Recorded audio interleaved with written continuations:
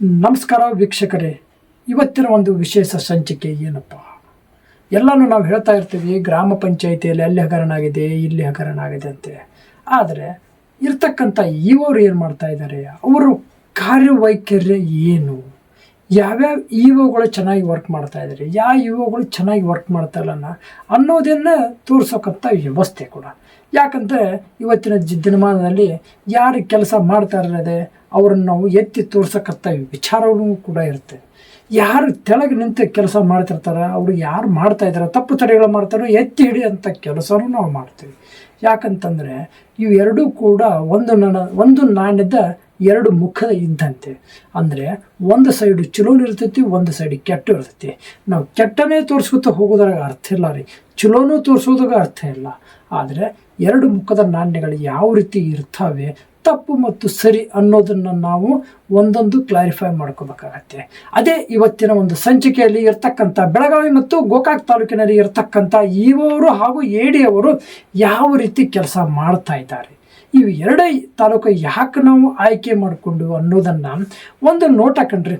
ನಾವು ತಾಲೂಕು ಪಂಚಾಯತಿ ವಿಸಿಟ್ ಮಾಡಿದಂಥ ಸಮಯದಲ್ಲಿ ಯಾವ್ಯಾವ ಇಒಗಳು ಏನು ಕರ್ತವ್ಯ ನಿರ್ವಹಿಸ್ತಾ ಇದ್ದಾರೆ, ಯಾವ ರೀತಿ ತೊಂದರೆಗಳನ್ನು ಇದ್ದಾರೆ, ಆಮೇಲೆ ಅರ್ಜಿದಾರರು ಅಂದರೆ ತಕರಾರು ಕೊಟ್ಟಂಥ ಅರ್ಜಿದಾರರು ಅದನ್ನು ಯಾವ ರೀತಿ ಅದನ್ನು ಸಾಲ್ವ್ ಮಾಡ್ತಾ ಇದ್ದಾರೆ ಅನ್ನೋದನ್ನು ತೋರ್ಸಕ್ಕಂಥ ವ್ಯವಸ್ಥೆಯನ್ನು ನಾವು ಮಾಡ್ತಾ ಇದ್ದೀವಿ. ಅದರಲ್ಲಿ ಮುಖ್ಯವಾಗಿ ಬೆಳಗಾವಿ ಮತ್ತು ಗೋಕಾಕ್ ತಾಲೂಕಿನಲ್ಲಿ ಇರ್ತಕ್ಕಂಥ ಇಒ ಅವರು ಹಾಗೂ ಎಡಿಗಳು ಅವರ ಕೆಲಸದ ವೈಖರ್ಯ, ಜನರಿಗೆ ಯಾವ ರೀತಿ ಅವರು ಸಹಾಯ ಮಾಡ್ತಾ ಇದ್ದಾರೆ ಅನ್ನೋದನ್ನೇ ತೋರ್ಸಕ್ಕಂಥ ವಿಚಾರವಿಟ್ಟುಕೊಂಡೇ ನಾವು ನಿಮ್ಮ ಹತ್ರ ಹೋಗ್ತಾ ಇದ್ದೀವಿ.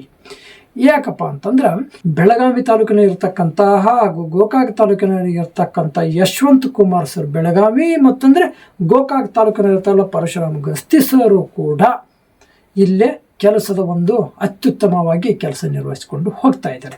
ಅದರ ಜೊತೆಗೆ ಅಲ್ಲಿ ಇರ್ತಕ್ಕಂಥ ಎಡಿಯವರು ಅಂದರೆ ಕಡೆಮನಿಯವರು ಪ್ಲಸ್ ಈಚೆಡು ಗೋಕಾಕ್ನಲ್ಲಿ ಇರ್ತಕ್ಕಂಥವರು ವಿನೋದ್ ಕುಮಾರ್ ಸರ್ ಕೆಲಸ ಅಚ್ಚುಕಟ್ಟಾಗಿ ನಿರ್ವಹಣೆ ಮಾಡ್ತಾ ಇದ್ದಾರೆ. ಇದು ಒಂದು ನಾವು ಮಾಡಿರುವ ಒಂದು ಸರ್ವೆ ರಿಪೋರ್ಟ್. ಈಗ ಇಲ್ಲಿ ಹುಕ್ಕೇರಿಗೆ ಹೋಗ್ಬಿಟ್ರೆ ಅಂಕ್ರಿ ಮುಗಿದು ಹೋಯ್ತು. ಮಲಾಡ್ ಸಾಹೇಬರು ಏನು ಮಾಡ್ತಾ ಇದ್ದಾರೆ ಅವ್ರಿಗೆ ಗೊತ್ತಿರಲ್ಲ, ಏನು ಮಾಡ್ಬೇಕು ಅನ್ನೋದನ್ನ ಅವ್ರನ್ನ ನಾವು ಕೇಳಿ ಮಾಡ್ಬೇಕ್ರಿ, ಏನು ಮಾಡ್ಬೇಕನ್ನೋ. ಇನ್ನೊಂದು ಈ ಕಡೆ ಹೋದ್ರಪ್ಪ ಅಂತಂದ್ರೆ ನಾವು ಚಿಕ್ಕೋಡಿ ಬಂದ್ರೆ ಅಂದ್ರೆ ಶಿವಾನಂದ ಶಿರಗಾವಿ ಸಾಹೇಬರು ಎರಡು ಕಡೆ ಅವ್ರು ಕಾರ್ಯನಿರ್ವಹಿಸ್ತಾರೆ. ಒಂದು ನರೇಗಾ ನೋಡ್ಕೋತಾರೆ, ಒಂದು EST ನೋಡ್ಕೋತಾರೆ. ಏನು ಮಾಡಿದ್ರು ಭಗವಂತ ಅವರಿಗೆ ಜಿಲ್ಲಾ ಪಂಚಾಯತಿಯಿಂದ ಒಂಬಡ್ಸ್ಮನ್ ಆಫೀಸಿಂದ ಒಂದು ಅರ್ಜಿ ಕೊಟ್ಟಿತ್ತು. ಆ ಅರ್ಜಿ ಇನ್ನೂ ತನಕ ವಿಲೇವಾರಿ ಮಾಡಿಲ್ಲ. 7 ತಿಂಗಳು ಆತ್ರಿ ಸರ್. ಇದು ಹೋಗ್ಲಿ ಬಿಡಿ, ಅದು ಮುಂದಿನ ದಿವಸ ನೋಡಿ. ಇವತ್ತಿನ ಒಂದು ಎಪಿಸೋಡ್ ಏನಪ್ಪ, ಒಂದಲ್ಲ ಸರ್, ಬಂದಂಥ ಅರ್ಜಿಗಳನ್ನು ಯಾವ ರೀತಿ ಅವರು ಜನರಿಗೆ ಸಾಲ್ವ್ ಮಾಡಿಕೊಡ್ತಾರೆ, ತಕರಾರುಗಳ ಅರ್ಜಿ ಅಂತ ಹಾಕದಂಥ ವ್ಯಕ್ತಿಗಳಿಗೆ ಯಾವ ರೀತಿ ಸಾಲ್ವ್ ಮಾಡಿಕೊಡ್ತಾ ಇದ್ದಾರೆ ಅಂದರೆ ಒಂದೇ ಒಂದು ಜಲಕ ಹೇಳ್ತೇನೆ ಕೇಳ್ರಿ. ಬೆಳಗಾವಿ ತಾಲೂಕು ಯಶವಂತ್ ಕುಮಾರ್ ಸರ್ ಮಾಡುವಂಥ ಕೆಲಸ ಏನಪ್ಪ ಅಂತಂದರೆ, ಒಂದು ಅರ್ಜಿ ಬಂತಂತಂದರೆ ಅವ್ರಿಗೆ ಹಿಂಬರ ಬರೋದು ಇಂಥ ತಾರೀಕಿಗೆ ನೀವು ಹಾಜರಾಗಿರಿ ಒಂದು ಲೆಟರ್ ಕಳಿಸ್ತಾರೆ. ಆ ಸಮಯದ PDOಗೂ ಕಳಿಸ್ತಾರೆ. ಕಳಿಸಿದ ನಂತರ ನಮ್ಮ ದೂರುದಾರರು ಹಾಗೂ ಅಲ್ಲಿ ಇರ್ತಕ್ಕಂಥ ಅಧಿಕಾರಿಗಳು PDOವ್ರನ್ನ ಕರೆಸಿ ಸಮ್ಮುಖದಲ್ಲೇ ಚರ್ಚೆ ಮಾಡ್ತಾರೆ. ಏನಾಗಿದೆ ಏನಿಲ್ಲ, ಸತ್ಯಾಂಶಗಳನ್ನು ಅಲ್ಲಿ ಗಮನದಲ್ಲಿಟ್ಟುಕೊಂಡು ಒಂದು ನೋಟ್ ಶೀಟ್ ಮಾಡ್ತಾರೆ. ಎಲ್ಲಂದ್ರೆ ಪ್ರೊಸೀಡಿಂಗ್ ಮಾಡ್ತಾರೆ. ನೋಟ್ ಶೀಟ್ ಅನ್ನೋಕ್ಕಿಂತ ಪ್ರೊಸೀಡಿಂಗ್ ಮಾಡ್ತಾರೆ. ಪ್ರೊಸೀಡಿಂಗ್ ಮಾಡಿ ಏನಂತಾರೆ, ಅದಕ್ಕೆ ಏನು ಸಾಧಕ ಬಾಧಕಗಳು ಏನಿರ್ತಾವೋ ಅದನ್ನು ದೂರುದಾರರಿಗೆ ಕೊಡ್ತಕ್ಕಂಥ ವ್ಯವಸ್ಥೆ ಮಾಡ್ತಾರೆ. ಒಂದೇಳೆ ದೂರದಾರಿಗೆ ಕೊಟ್ಟ ನಂತರ ನೆಕ್ಸ್ಟ್ PDOವ್ರಿಗೂ ಕೂಡ ಕೊಡ್ತಾರೆ. ಇದನ್ನು ಇಂಥ ದಿವಸದಾಗ ತಂದು ಕೊಡ್ರಿ, ಕೆಲವೇ ದಿನದಲ್ಲಿ ವಿಲೇವಾರಿ.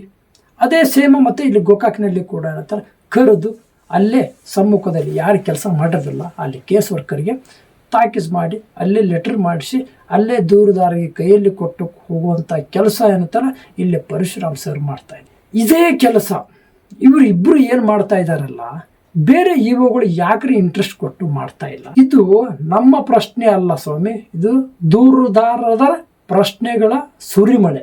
ಆ ತಾಲೂಕಿಗೆ ಹೋದರೆ ಇವ್ರು ಮಾಡ್ತಾ ಇಲ್ಲ, ಈ ತಾಲೂಕಿಗೆ ಹೋದರೆ ಇದನ್ನು ಮಾಡ್ತಾ ಇಲ್ಲ.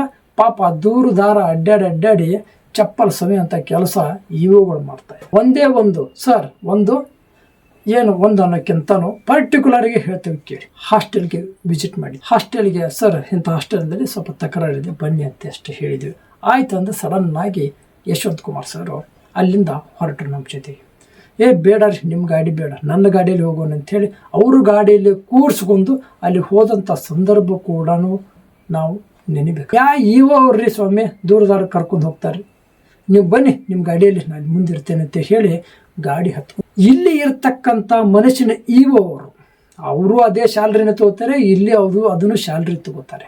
ಆದರೆ ಈ ಇಒಗಳು ಯಾಕೆ ದೂರುದಾರರಿಗೆ ಪ್ರಶ್ನೆಗಳಿಗೆ ಉತ್ತರವನ್ನು ಕೊಡ್ತಾ ಇಲ್ಲ?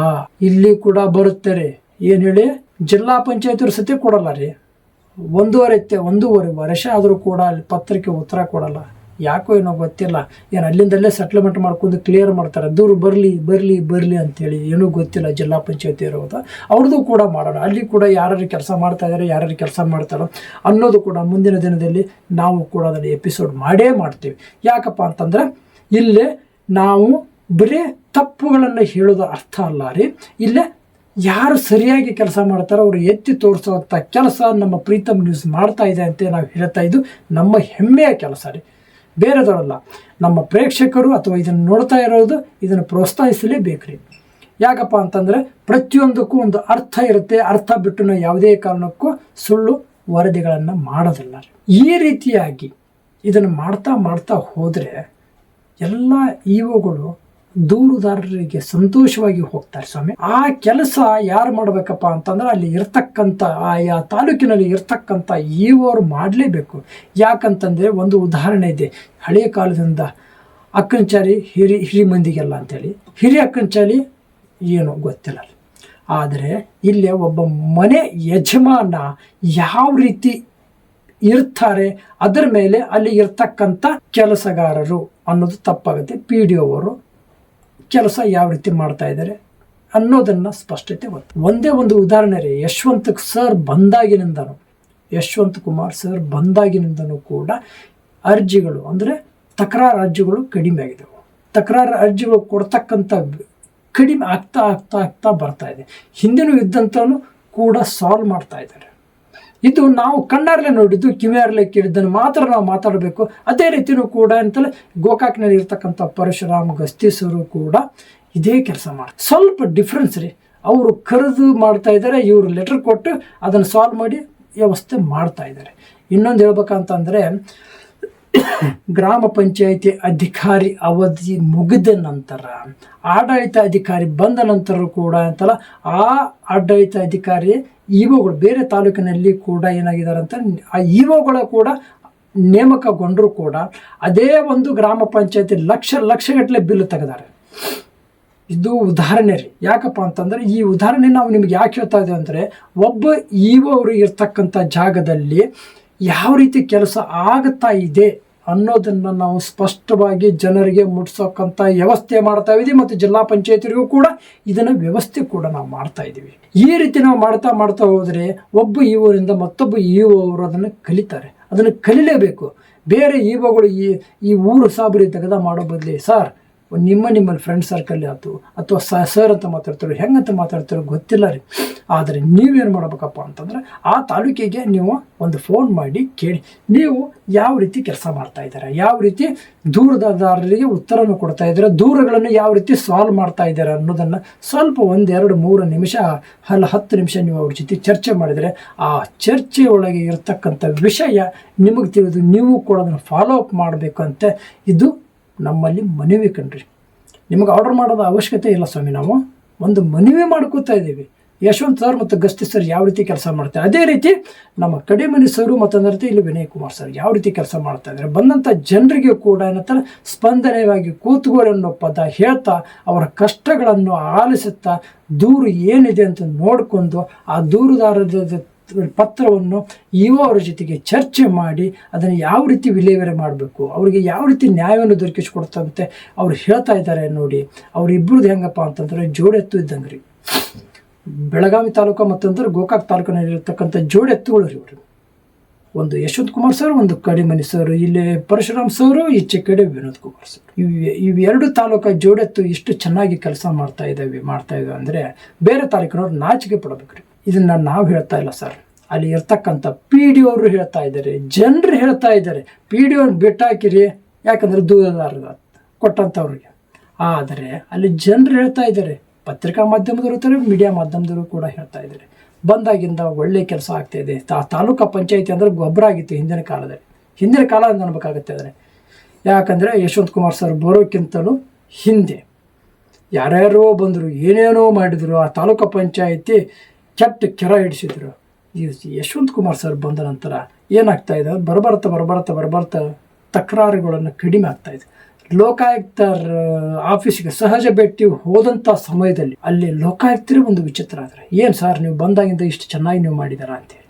ಸರಿ ನಾ ಬಂದಾಗಿಂದ ಅಂತಲ್ಲ, ಏನು ಸರ್ ಇಷ್ಟು ಚೆನ್ನಾಗಿ ಮಾಡಿದ್ದಾರೆ. ಇಲ್ಲ ಸರ್ ಮೊದಲು ಈ ರೀತಿ ಇತ್ತು, ಇದು ನಾ ಬಂದಾಗಿಂದ ಅಂತೇಳಿ ಸುಧಾರಣೆ ಆಗಿದೆ ಅಂತ ಹೇಳಿದಾಗ ಅಲ್ಲಿ ಇರ್ತಕ್ಕಂಥ ಲೋಕಾಯುಕ್ತ ಸಾಹೇಬರು ಕೂಡ ವಿಚಿತ್ರ ಆದರು. ಬೇರೆ ತಾಲೂಕಿನ ಆಗ್ತಿದ್ರು, ಏನು ಬೆಳಗಾವಿ ತಾಲೂಕು ಐತೋಡು ಶಕ್ತೋಡಂತೆ ಅವ್ರು ಅಲ್ಲೇ ಕೂತ್ಕೊಂಡು ಅಂತ ಇದ್ರು. ಈ ಲೋಕಾಯುಕ್ತರು ಸಾಹೇಬ್ರು ಎಲ್ಲರೂ ಇರುತ್ತೆ, ನನ್ನ ತಾಲೂಕಿಗೆ ಬರ್ತಾರೆ, ನನ್ನ ಗ್ರಾಮ ಪಂಚಾಯತಿ ಬರ್ತಾರಂತೆ ಹೇಳ್ತಾ ಇದ್ರು.